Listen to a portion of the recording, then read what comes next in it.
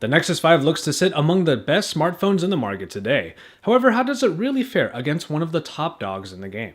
Hey, it's Josh Vergara from Android Authority. What's going on, everybody? And this is a look at the Nexus 5 versus the Samsung Galaxy S4. As we start off with design, you can pretty much guess where the beginning of this battle will go. Yes, it is a battle of material choices. The Samsung Galaxy S4 actually sits in what can be considered a bygone era. It was back in a time when glossy plastic was pretty much what we expected from Samsung no matter what device they put out. However, the material does make the phone very fingerprint prone, and it could slip about pretty easily in your hand. As the S4 did come out within the craze of the 5-inch screen, it is nice to see that it was one of the easiest to handle, especially at the time of its release. Fast forward some time and we get the Nexus 5. Sporting a 4.95-inch screen, this phone is just about as big as the footprint of the S4. However, it is actually just as light, despite having a different material choice. In the black version of the Nexus 5, it employs soft touch plastic, which gives it a very nice feel and a little bit more grip when you use it in your hand. The Nexus 5 takes some cues from the Nexus 7 tablet of 2013, making some pretty minimalistic design choices on its back. Once you get the phones in your hand, you find that the handling is pretty much the same either way. As far as looks go, it is a very subjective matter. However, I will say this, I don't find that many people who argue for glossy plastic these days anymore. The Samsung Galaxy S4 comes with a 5-inch screen at 1080p resolution and 441 pixels per inch. Now, being a Super AMOLED display, it is pretty much expected that the colors will be pretty highly saturated. But the good thing about the Galaxy S4 is that you can customize the color motif, so you can tone that down if you really need to. It was one of the best 5-inch screens available in the beginning, and until now it is still one of the better performing. However, LG is no stranger when it comes to good display quality, especially after the great display found in the LG G2. This 4.95-inch screen is also capable of 1080p resolution and comes in at 445 pixels per inch. Now, it is an IPS screen, which means it does get pretty typically high brightness. The Nexus 5 screen, however, we will say, is a little bit less in terms of its performance when compared to the LG G2, which is the phone supposedly it is based off of. It is still really great and definitely holds up against the Galaxy S4. Pretty much you can have your pick here, as either display will give you great performance. Especially if you enjoy the higher saturation of Super AMOLED, then that's great. The Nexus 5 on the other hand will give you reliable performance no matter what you throw on that screen. The Samsung Galaxy S4 is the older device, so as is pretty typical, it does lose the edge in the performance aspect. However, the S4 comes with the Snapdragon 600, which at the time of its release was one of the fastest processors available. It is clocked in at 1.9 GHz and is backed by the Adreno 320.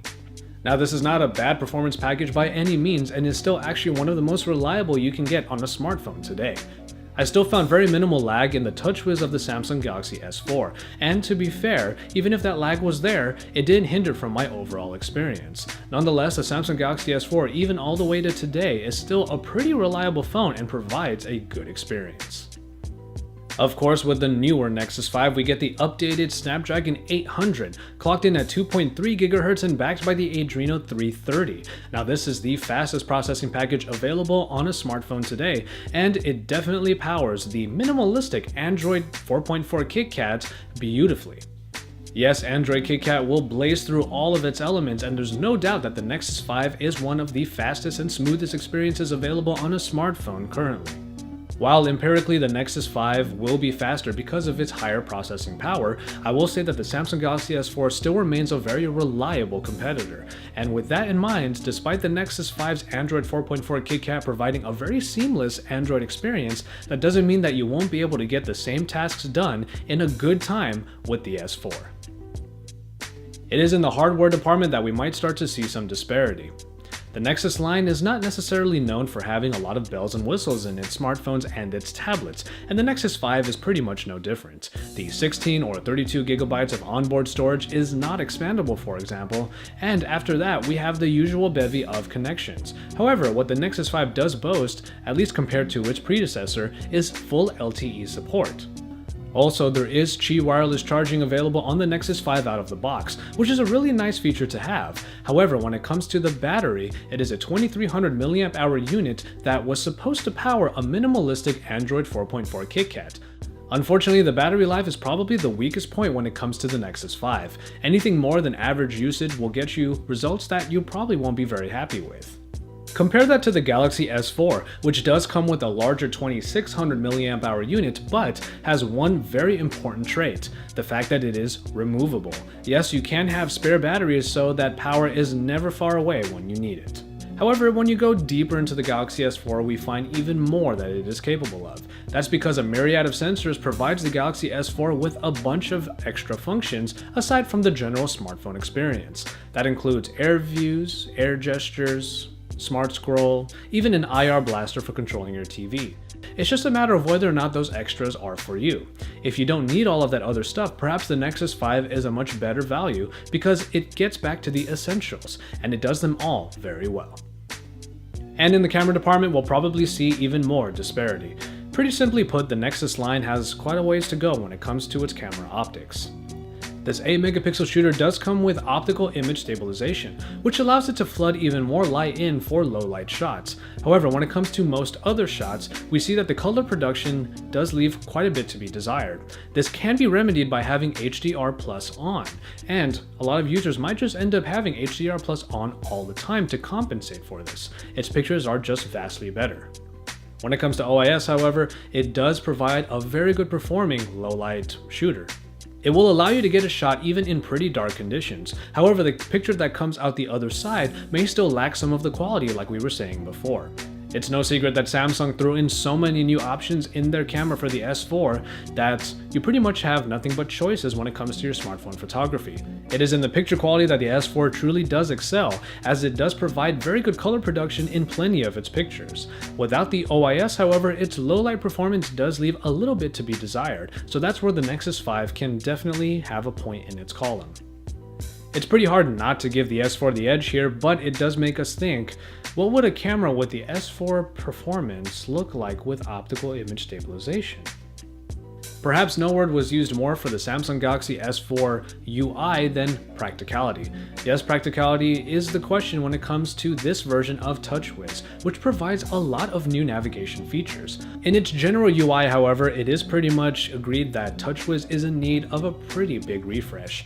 Not only has the pretty bloated UI been used in a bunch of different devices, it could use a pretty different look at this point. However, Samsung focused on functionality when it came to its newer versions of its operating system, and in that regard it does somewhat succeed. However, is it all useful? That's the question that we still sort of ask even to today.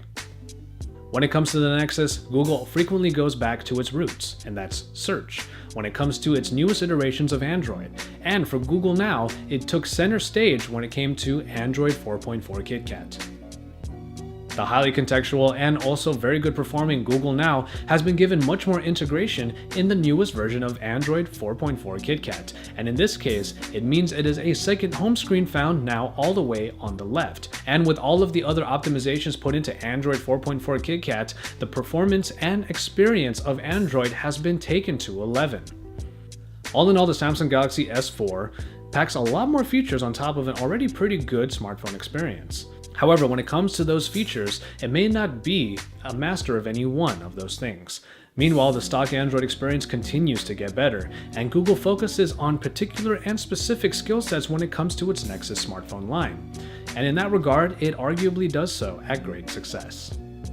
The Samsung Galaxy S4, after some time, has a price that has come down to around $500 or more, which is actually not a bad price considering all that it is capable of and that it is still a pretty reliable smartphone to have. On the other hand, the Nexus 4 comes in at the base price of $349, and considering everything that it is capable of, I do think that that is quite the steal.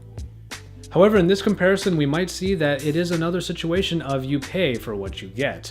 And in the case of the Samsung Galaxy S4, it does provide some features that the Nexus 5 simply cannot.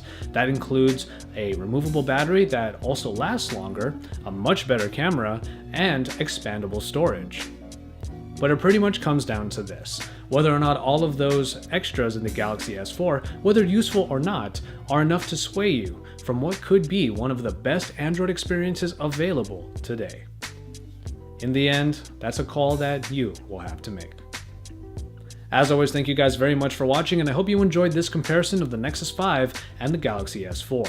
Keep it tuned to Android Authority for all of the best coverage. You can follow us on social media. All of our Google Plus links are found in the description below. And if you want to see what I'm up to from time to time, you can follow me on social media as well, usually under the name Josh Salutes. If you want to see the full reviews for either of these devices, they are found in links right over on the side. Drop us some likes on our videos, and don't forget to subscribe if you haven't already. Don't forget to share our videos from time to time as well, because Android Authority is your source for all things Android.